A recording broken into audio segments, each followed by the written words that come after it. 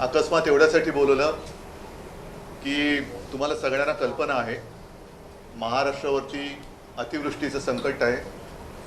गेल्या आठवड्यात मी सुद्धा अतिवृष्टी जिथे झाली त्या परिसरात जाऊन आलो, शेतकऱ्यांना भेटलो, त्याच्यानंतर मी आपल्याशी बोललो।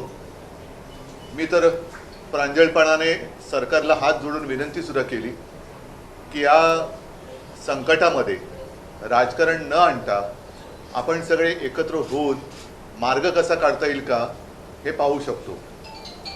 परंतु मला नाही वाटत सरकारकडे काही अशी कल्पना आहे किंवा सरकारची तशी तयारी दिसत नाही।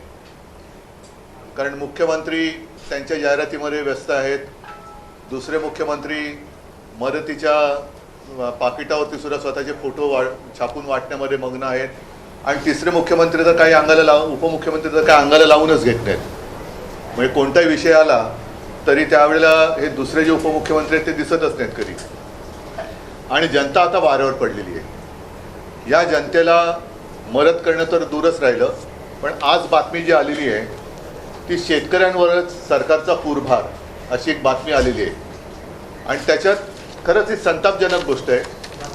मधल्या कालखंडात आपण बातमी दिली होती, कारण मी तुमच्याच माध्यमातून या सगळ्या बातम्या पाहतोय आणि वाचतोय की काही साखर सम्राट हे भाजपामध्ये गेले आणि शेकडो करोडो रुपयांच्या कर्जावरती त्यांनी सरकारकडनं थक हमी मिळवली। आम्ही जी मागणी करतोय ती या गोरगरीब शेतकऱ्यांसाठी करतोय, ज्या शेतकऱ्यांना त्यांची जमीन गहाण टाकावी लागते, बैलजोडी गहाण टाकावी लागते, कधीकधी पत्नीचं मंगळसूत्रसुद्धा गहाण टाकावं लागतं, कारण काहीतरी गहाण टाकल्याशिवाय त्यांना कर्ज मिळत नाही। त्यांच्या कर्जाची हमी सरकार कधी घेतच नाही।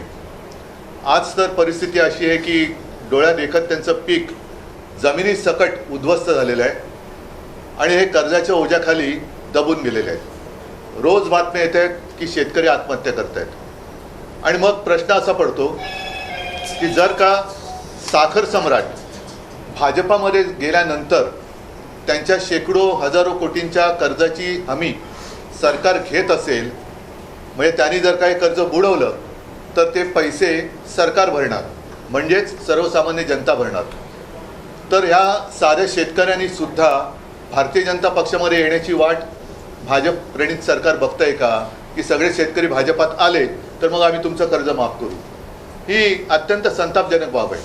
आणि त्याच्यात भरीस भर म्हणून या कारखानदारांना थक हमी मिळते, पण आता सरकारचा पूरभार, ज्याला पूरभार हा शब्द व्यवस्थित वापरलेला आहे, बाधितांना मदत करण्यास ऊसासाठी प्रति टन 15 रुपये कपात।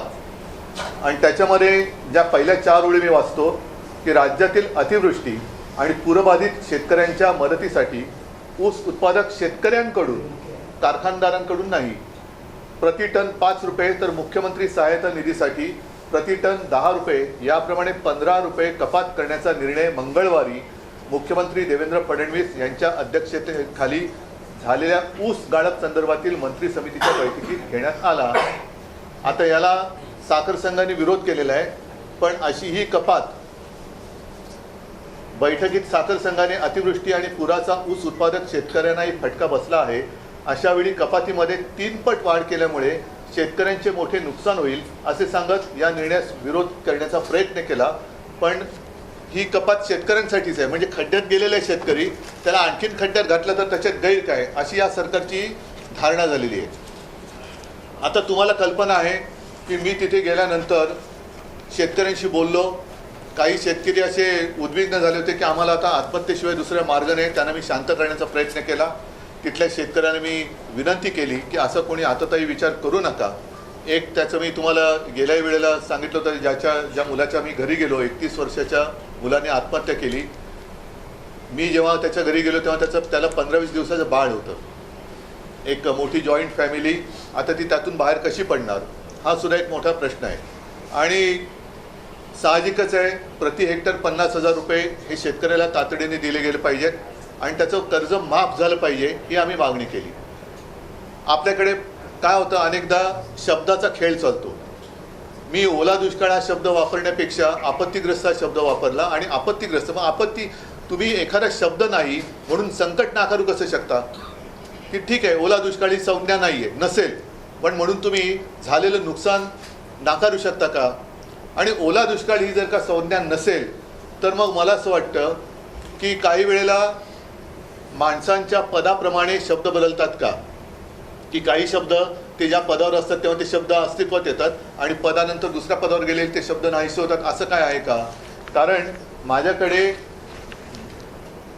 अत्यंत कनवाळू जागरूक असं विरोधी नेत्यांचं एक पत्र आहे तत्कालीन मुख्यमंत्र्यांना, म्हणजे मीच होतो तेव्हा, तत्कालीन मुख्यमंत्री मी जेव्हा होतो तेव्हा तत्कालीन विरोधी पक्षनेते हे आजचे सन्माननीय मुख्यमंत्री महोदय देवेंद्रजी फडणवीस होते आणि त्यांनी तेव्हा मुख्यमंत्र्यांनी एक पत्र दिलं होतं. त्या पत्रातल्या 4 ओळी मी वाचतो. आता ही तारीख आहे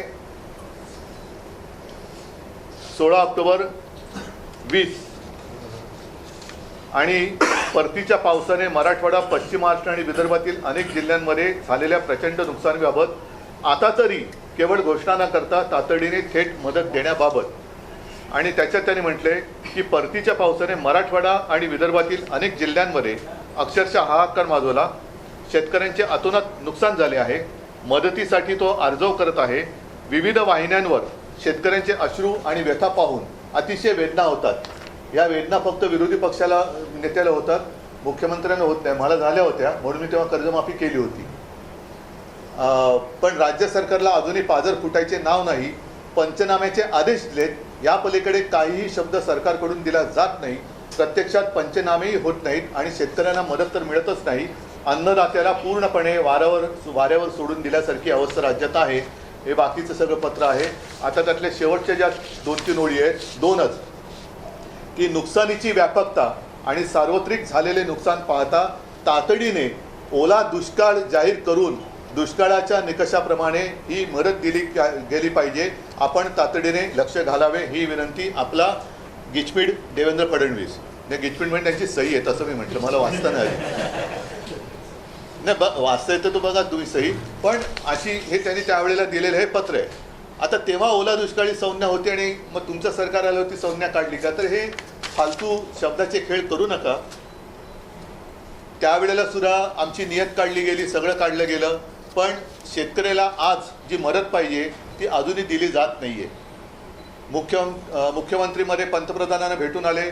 पंतप्रधान तिकडे प्रस्तावाची वाट बघतायत आणि मुख्यमंत्री आपला अभ्यास चालू आहे. 2 उपमुख्यमंत्री, 2 हाफ आणि 1 फुल 2 हाफ असे त्यांचा अभ्यास आणि प्रस्ताव बनवणं सुरू आहे. आता हे जे काय थोतांड आहे, केंद्राचं पथक, माझ्या माहितीप्रमाणे, आपल्याकडे माहिती असेल तर मला, मी चुकीचं बोलत असेल तर मला करेक्ट करा, की केंद्राचं पथक अजूनही राज्यात आलेलं नाही. केंद्राचं पथक येणार केव्हा, येणार की नाही येणार, आल्यानंतर त्यांची सगळी पाहणी होणार कधी, मग त्यांचे पंचनामे होणार कधी, म्हणजे हे सगळं या सरकार म्हणजे एकदम निर्दयीपणाने हा कारभार चाललेला आहे. एक तर तातडीने मी पुन्हा त्याचा पुनरुच्चार करतो की शेतकऱ्याचं कर्ज माफ झालं पाहिजे. तुम्ही त्याला ओला दुष्काळ म्हणा, नाही तर तुमच्या अकलेचा दुष्काळ म्हणा, काही म्हणा, पण शेतकरी आज संकटात आहे. शेतकऱ्याला ताबडतोब हेक्टरी 50,000 रुपये मदत झाली पाहिजे. बाकीचे सुद्धा खूप विषय आहेत, कारण घरदारं वाहून गेलेली आहेत. पंतप्रधान आवास योजना हे मी यापूर्वी सुद्धा बोललेलं, तशी ग्रामीण योजना परत एकदा आणा किंवा नव्याने आणा. आणि शेतकऱ्यांची जी ज्याला मी काय म्हणेन, जेमतेम काही घर आहेत त्याला घर म्हणणं सुद्धा फार धाडसाचं ठरेल. अशा प्रकारचे निवारे आहेत, खोपटी आहेत आणि ते पाण्यामध्ये वाहून जातात. आता यांचे निकष काय की ज्यांचं काय घरदार वाहून गेले त्या घरात 48 तास पाणी राहिलं पाहिजे. हा कुठला निकष आहे? तर ही जी सगळी तात्पुरत्या स्वरूपातली घरं आहेत त्यांना नुसती डागडुजी नाही, तर त्यांना पक्क्या स्वरूपाची घरं ही प्रधानमंत्री आवास योजनेतून फुकटात बांधून दिली गेली पाहिजेत. शाळासुद्धा ताबडतोब सुरू केल्या गेल्या पाहिजेत. आणि पहिली महत्त्वाची गोष्ट, याच्यातसुद्धा माझ्याकडे माहिती आलेली नाही, पण जेव्हा मी मुख्यमंत्री होतो आणि पश्चिम महाराष्ट्रामध्ये अतिवृष्टी झाली होती, मी त्या छावण्यांना सुद्धा भेट दिली होती. नागरिकांचं आम्ही स्थलांतर केलं होतं. त्यांना सुरक्षित ठिकाणी त्यांना निवारे उपलब्ध करून दिले होते. मग काही कॉलेजेस असतील, काही आणखीन कोणाच्या बिल्डिंग होत्या, काही ठिकाणी आम्ही छावण्या उभारल्या होत्या, त्यांना तिकडे आम्ही हलवलं होतं. त्यांच्या आरोग्याची सुद्धा आम्ही एक व्यवस्था केली होती, कारण असा पाऊस झाल्यानंतर रोगराई पसरण्याचा धोका असू शकतो. त्याच्यामुळे ताबडतोब या नागरिकांना सुरक्षित आणि चांगल्या ठिकाणी हलवून त्यांच्या आरोग्याची काळजी घेण्याची गरज आहे. गुरांनासुद्धा, ज्यांची गुरं आता आहेत काही वाहून गेली आणि जी गुरं आहेत त्यांना खायला कडबा नाही आहे, म्हणजे इथपर्यंत परिस्थिती आहे. तर त्या गुरांनासुद्धा काही रोगराई होऊ नये आणि तातडीने त्या गुरांची सुद्धा काही तुम्ही कुठून आणा, कडबा आणा. म्हणजे परिस्थिती अशी आहे की 80 कोटी लोकांना देशातल्या माननीय प्रधानमंत्री फुकटात धान्य देतात, पण हे धान्य जो पिकवतो तो शेतकरी आज उपाशी मरतोय. त्या शेतकऱ्याला तुम्ही अन्नधान्य का देत नाही आहात? त्या शेतकऱ्याच्या सुद्धा आरोग्याची काळजी कोण बघणार आहे? म्हणजे ह्या मदतीचे जे कागदी घोडे आहेत, हे कागदी घोडे तुम्ही नुसते नाचवत बसू नका, पण ताबडतोबीने शेतकऱ्यांबरोबर ज्या नागरिकांची घरंदारं वाहून गेलेली आहेत त्यांना चांगल्या ठिकाणी हलवून त्यांच्या छावण्या चांगल्या उभारल्या पाहिजे. छावण्या म्हणजे छळे छावण्या नव्हे, पण चांगल्या निवाऱ्याची सोय केली गेली पाहिजे. त्यांची घरंदारं नीटनेटकी होत नाही तोपर्यंत त्यांच्या आरोग्याची काळजी घेतली पाहिजे. शाळांची सुद्धा आता एक स्वच्छता मोहीम करून शाळा लवकर सुरू केल्या पाहिजेत. नंतर अनेक ठिकाणी शेत जमिनी वाहून गेल्या आहेत, खरडून गेलेल्या आहेत. त्यांचं नुकसान तर फार मोठं आहे, पण शेत जमिनीबरोबर रस्तेसुद्धा वाहून गेलेत. म्हणजे अनेक ठिकाणी गावांचा किंवा वस्त्यांचा संपर्कच तुटलेला आहे. तर ताबडतोबीने तिकडे रस्त्यांची कामं सुरू झाली पाहिजेत. खूप मोठी कामं आहेत, खूप मोठं हे संकट आहे. परत एकदा सांगतो, आम्हाला याच्यामध्ये राजकारण आणायचं नाही, पण आम्ही किती जरी म्हटलं तरी सरकार ज्या पद्धतीने कामकाज करते किंवा करत नाही आहे हे मात्र संतापजनक आहे. नुसते कागदी घोडे नाचवण्यापेक्षा तिथे शेतकऱ्यांमध्ये जा, काय हवं नको ते बघा. केंद्राचं पथक कधी येणार? आज मी असं म्हणत होतो की खरं म्हणजे मुख्यमंत्री आणि दोन्ही उपमुख्यमंत्र्यांनी नुसते मोजरे मारायला दिल्लीत जाता, त्याच्यापेक्षा महाराष्ट्राच्या हक्काच्या मागणीसाठी, महाराष्ट्र संकटात आहे त्या मागणीसाठी म्हणून त्यांनी दिल्लीला जायला पाहिजे. या संदर्भात विखे पाटलांना प्रश्न केला होता, मी जो मुद्दा उपस्थित केला तर ते म्हणतात की कुठेतरी गैरसमज निर्माण केला जातो आणि कारखान्याच्या व्यवहारातून हे पैसे घेतले जाणार आहेत. मग बातमी फोडा तुम्ही, बरं ती बातमी फोडा ना तुम्ही, ही त्यांचा प्रश्न आहे. बातमी आली कशी? पण हे जरी असेल तरी अतिवृष्टी झाली हा गैरसमज आहे का? पिकं उद्ध्वस्त झाली हा गैरसमज आहे का? घरदारी वाहून गेली हा गैरसमज आहे का? रस्ते वाहून गेलेत हा गैरसमज आहे का? मुलांची पुस्तकं, वह्या पुस्तकं वाहून गेली हा गैरसमज आहे का? शेतकरी आत्महत्या करतायत हा गैरसमज आहे का? म्हणजे काय तुम्ही कोणत्या काळामध्ये किंवा कोणत्या जगात राहतायत ही लोक मला कळत नाही. उद्धवजी, भाजपचं असं म्हणणं आहे की पूरग्रस्तांना जर मदत करायची असेल तर आपल्या पक्षाने दसरा मेळावा रद्द करावा किंवा साधेपणाने. मला एवढंच म्हणायचंय की त्यांनी जी काय जाहिरातबाजी चालवली होती ना, त्या जाहिरातीत जेवढा पैसा खर्च केला ना तेवढा पैसा तरी द्यावा. या मदतीवरूनच आरोप प्रत्यारोप होत आहेत. तुम्ही किंवा तुमच्या पक्षाच्या नेत्यांनी जे म्हटलं की फोटो लावून मदत केली जाते, त्यावर उपमुख्यमंत्री शिंदे यांचं असं म्हणणं आहे की त्यांना मी उपमुख्यमंत्री मानत, गद्दाराच्या प्रश्नाला मी उत्तरच देत नाही. पण त्यावरचे फोटो बघण्यापेक्षा गद्दाराच्या आणि पूर्वीही अशी मदत केली जात होती आणि तेव्हाही फोटो छापले जात होते. मी गद्दाराच्या प्रश्नाला उत्तरच देत नाही. गद्दार तो गद्दारच, आज सुद्धा बोलतो तो गद्दारच आहे आणि गद्दाराला मी उत्तर देत नाही.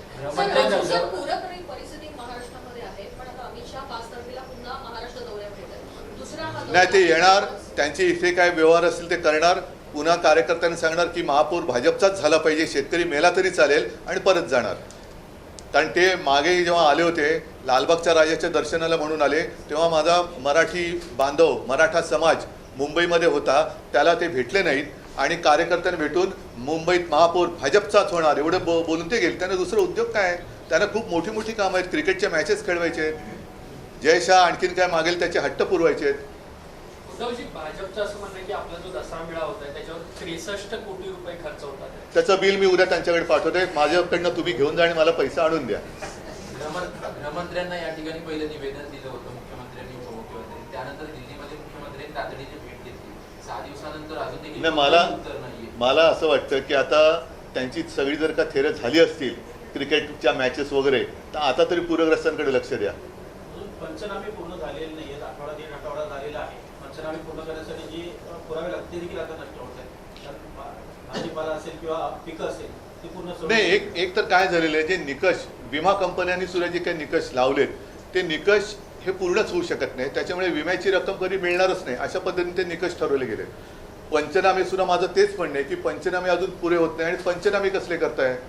डोळ्यात देखत तुमचे डोळे आहेत ना, डोळ्याच्या खोबणीत काय बसले की नाही, तर ते बघा ना तुम्ही. दिसतंय शेतकरी रडतोय, शेतकरी आत्महत्या करतोय, पिकं पाण्यात सडून गेलेत. म्हणजे मी गेलो तेव्हा आता 1 आठवडा होईल, तेव्हाच तो सगळा वास, पिकं सडल्या त्याचा वास येत होता. आता तर काय हालत झाली असेल. म्हणजे पंचनामे कसले पंचनामे करताय? ताबडतोब तुम्ही बरं, बँकांच्या नोटीस अजून चालूच आहेत. मग जो शेतकरी असता तर सगळं विल्हेवाट लागलेली आहे, तो पुढची तयारी, आता रब्बीचं पीक ते काढणार कधी, त्याला बी बियाणे कोण उपलब्ध करून देणार, खत कुठून आणणार, तो नांगरणी कशी करणार, त्याच्यासाठी पैसे कुठून आणणार. आधी जे कर्ज काढून आता जर थोडंफार फेडू शकला असता ते सुद्धा पीक गेलं, मग पुढच्या हंगामाची तो तयारी कशी करणार. पूर्णपणे शेतकरी उद्ध्वस्त झालेला आहे. आणि म्हणून आमची जी मागणी आहे की तुम्ही पंचनामे वगैरे थातूरमातूर करू नका, हेक्टरी 50,000 रुपये जाहीर करा आणि ते द्या आणि कर्जमाफी करा जशी आम्ही केली होती. त्याच्याबद्दल सुद्धा मुख्यमंत्री म्हणाले की कर्जमाफीची सुद्धा काही निकष असतात. मी केले होते तेव्हा काय निकष होते? कोणी मागितली होती माझ्याकडे कर्जमुक्ती? कोणीच नव्हती मागितली, पण मी माझं कर्तव्य म्हणून केलं होतं. कर्जमाफी करायला जो पैसा हवाय तो सरकारकडे सध्या नाहीये. मी त्याच्यावरती सुद्धा सांगितलं ना, PM केअर फंडातून आणा पैसा, PM केअर फंडातून पैसा आणा. मी दिले, मार्ग पण दाखवलेत. असं नाही की नुसती टीका करतोय. सर, बिहारमध्ये महिलांना 10,000 रुपये दिले जातात, पण तिकडे निवडणूक आहेत आणि बिहारने प्रस्ताव दिला होता का? बिहारमध्ये प्रस्ताव दिला होता का पंतप्रधानांकडे की महिलांना 10,000 रुपये प्रत्येकी द्या म्हणून प्रस्ताव दिला होता? कसे दिले पंतप्रधानांनी? म्हणूनच माझं म्हणणं आहे की ही सगळी थेरं बंद करा. महाराष्ट्र घोडा भाबडा म्हणून तुम्ही त्याच्यावर वेडावाकडा अन्याय करू नका. लाडकी बहीण योजनेला रोज नवीन अटी लावत आहे. बघा, आता तुम्ही विषय काढलाच आहात, तर माझं आणखीन मत आहे की जसं निवडणुकीच्या वेळेला 2-3 महिन्याचे हप्ते लाडक्या बहिणीचे तुम्ही दिले होते, तसे पुढच्या 6 महिन्याचे हप्ते लाडक्या बहिणींना आत्ता द्या. ठीक आहे? पाकिस्तान सामन्यांना प्रत्येक सामन्याला तुम्ही विरोधाची भूमिका घेतली, पण अंतिम सामन्यामध्ये पाकिस्तानचा भारताने पराभव केला आणि त्यानंतर आशिया चषक पाकिस्तानच्या हस्ते स्वीकारायला नकार दिला. भारतीय संघाच्या या कृतीकडे तुम्ही भूमिका म्हणून काय व्यक्त करा? आणि त्यावरून याच्याबद्दल काही मत व्यक्त करायला मी ती मॅच कधी बघितली पण नाही. आणि या मॅचला देशप्रेमी म्हणून माझा विरोध होता. देशद्रोह्याने ती मॅच एन्जॉय केली असेल, मला त्याच्याबद्दल काय म्हणायचं. ठीक आहे,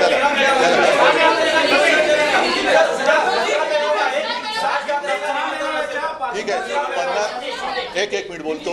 50,000 रुपये पर हेक्टर आणि शेतकऱ्याची कर्जमाफी. धन्यवाद.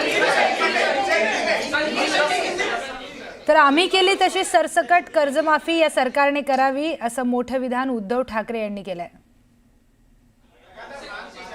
महाराष्ट्र लगातार सर बाढ़ की चपेट में, खासतौर से मराठवाड़ा का जो रीजन है वो प्रचंड इस समय जो है बाढ़ से ग्रसित है. आप लोगों की क्या मांग है? मैंने पहले भी आपके साथ जब बात की थी तो मैंने कहा था कि 2 चीज़ें खास कर तुरंत होनी चाहिए. एक तो सरकार की ओर से हर जो काश्तकार है उसको पर हेक्टर 50,000 रुपया मिलना चाहिए, देना चाहिए. और उनके ऊपर जो लोन है उससे उनको मुक्त किया जाना चाहिए. अभी मैंने जो एक खत पत्र का उल्लेख किया था, ये आज के जो अपने मुख्यमंत्री है देवेंद्र जी फडणवीस, वो जब विरोधी विपक्ष के नेता थे और मैं चीफ मिनिस्टर था, तब उन्होंने एक पत्र मुझे खत लिखा था.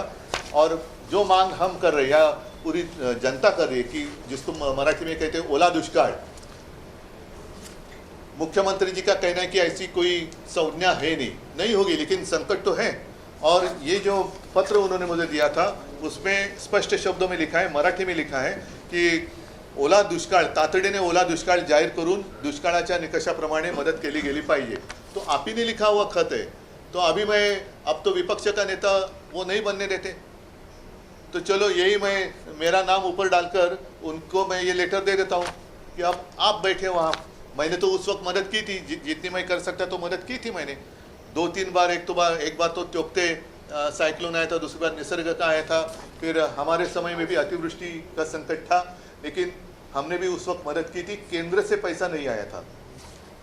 केंद्र सरकार लगातार सरकार ये कह रही है कि केंद्र सरकार से बातचीत शुरू है, लेकिन केंद्र सरकार किस तरीके की किस विषय पर बातचीत चल रही है ये भी साफ होना चाहिए। आज मतलब 4-5 दिन पहले मुझे लगता है कि मुख्यमंत्री जी गए थे ना प्रधानमंत्री जी को मिलने के लिए, तो खबर आई थी कि वो इंतजार कर रहे प्रधानमंत्री कि आपकी ओर से प्रस्ताव कुछ आना चाहिए।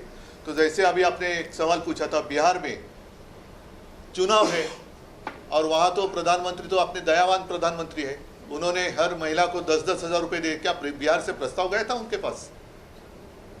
हमें कोई जलन नहीं हो रही है बिहार को मदद की, इसलिए जलन नहीं है, लेकिन चुनाव है इसलिए आप चुनाव लगा रहे हो और यहाँ संकट है तो आप अनदेखी कर रहे हो। ये कौन सा न्याय है?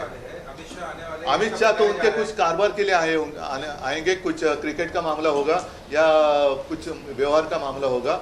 जब पिछली बार जब वो आए थे हमारे यहाँ लालबाग का राजा गणपति का दर्शन करने वो आते हैं और उसी वक्त हमारे मराठी सब भाई लोग बहनें मराठा समाज यहाँ बैठे थे, वो वहाँ उनको मिलने के लिए नहीं गए, अपने कार्यकर्ताओं के साथ उन्होंने बातचीत की और उन्होंने कहा कि अब मुंबई का मेयर तो बीजेपी का होना चाहिए। क्या दूसरी कोई आपके पास काम नहीं है? दशहरा रैली पर सवाल उठा रही है बीजेपी। सर, दशहरा रैली पर सवाल उठा रही है।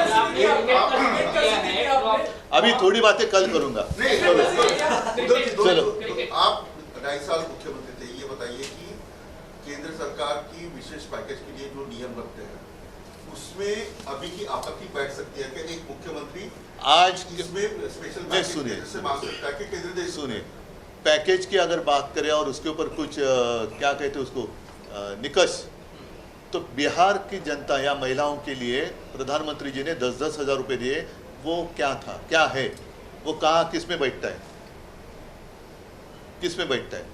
तो बिहार को आप मदद कर रहे हैं, इसमें हमें कोई पेट दर्द नहीं हो रहा है, जलन नहीं हो रही है। तो लेकिन महाराष्ट्र में संकट है, महाराष्ट्र में आज संकट में है और बिहार में चुनाव है, इसलिए आप बिहार की ओर देख रहे हैं और महाराष्ट्र की ओर अनदेखी कर रही है। ये अन्याय है, सरासर अन्याय। आप रैली कर रहे हो, इतनी बड़ी आपत्ति है, ऐसे में रैली का पैसा, रैली को कितना पैसा आता है? मेरे पास तो सरकार नहीं है, ऐसा आप मेरे पास तो सरकार है नहीं, कितना पैसा आता है?